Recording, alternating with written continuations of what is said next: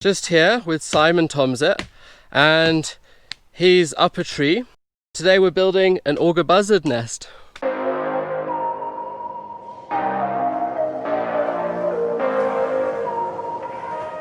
Climbing up this tree, which is the biggest one there is. It's not very big, but there aren't much in the way of choices here. And baboons climb up and down these trees and destroy all the nests every year. So these guys in the last 7 years have had 12 nesting attempts I know of which every single one has been destroyed by baboons. So what we're going to do is build in a way, a better nest, more secure nest.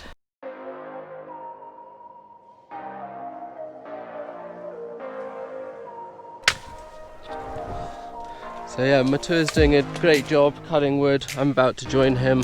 We're just going to send all this wood up the tree. It's all for the birds.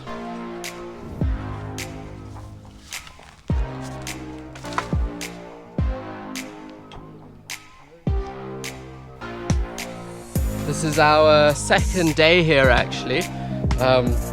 Yeah, we were here the other day putting in the foundations, and today we're kind of finishing up.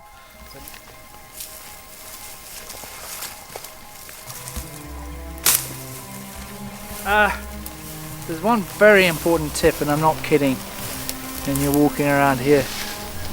There's buffalo everywhere, and you got to be smart, and that is be able to abandon your backpack like that. And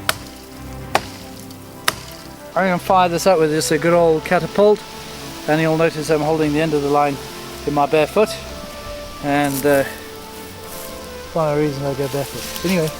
So Simon's chucked a rope over, and now I'm going to be pulling the main rope over so that we can climb up in the tree. We're kind of perched on this hillside. It's beautiful around. The nest just around here is completely flattened again this year, and so what we're going to try and do is find a more intelligently placed nest and not too many choices in the way of trees, and then make it baboon proof.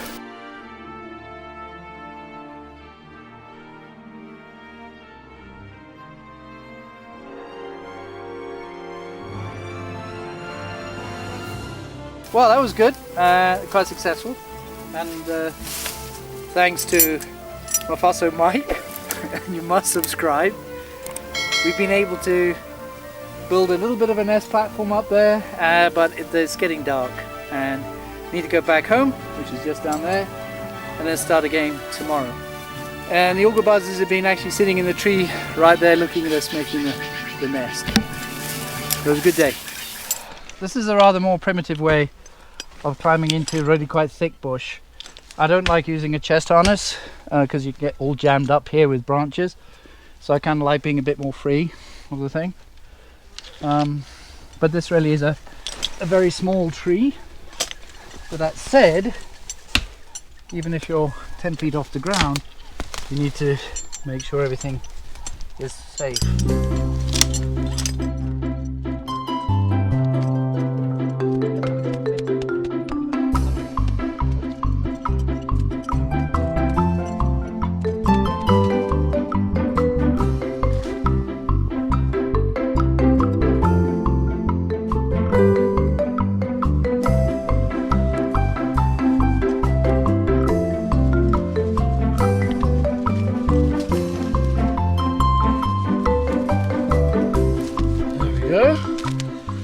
Nice comfy branches, you know?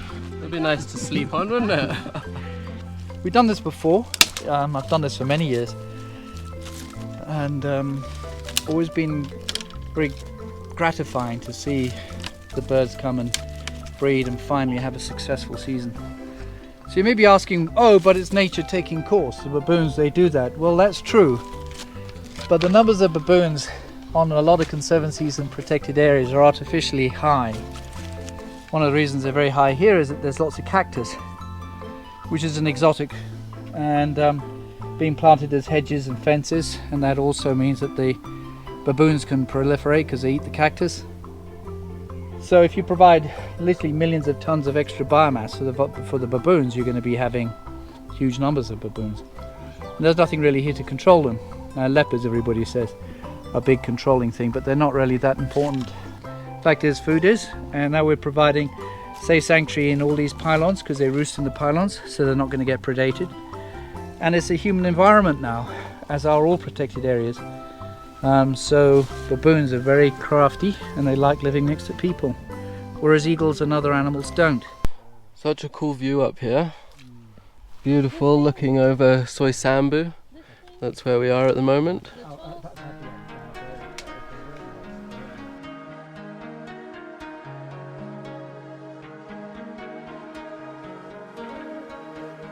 Alright, so you're filming, are you? Yeah.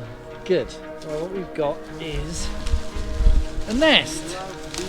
We're making it looking nice and nesty. A nice bowl.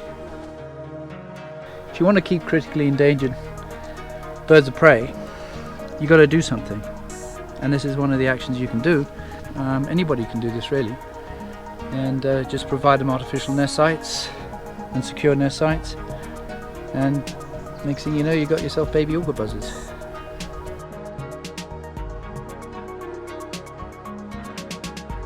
The other species that you can do this kind of thing to is obviously owls. Everybody's got owl boxes. You can get plans to do owl boxes and all sorts of magazines and kids magazines. Sort of a normal biology teacher thing to do is to do owl boxes. Those are very good here. And then you can make bigger ones, put on cliff faces and call them peregrine falcon boxes, and they do that elsewhere. But really to make it a sort of a national policy, because like I keep saying, without any actions being taken for a lot of our birds of prey, they will certainly become extinct.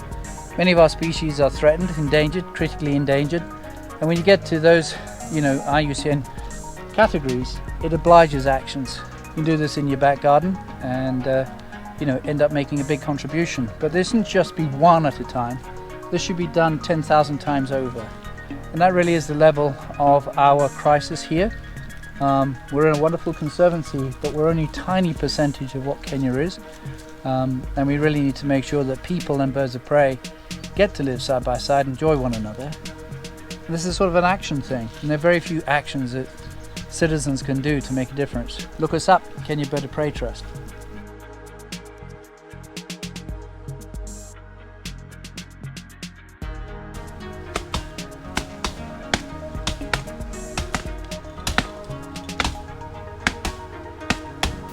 So it doesn't look very pretty having barbed wire, but when we're trying to conserve other species that are actually maybe not as critically endangered like rhino, we happily put up 200 kilometers of barbed wire and electric fencing.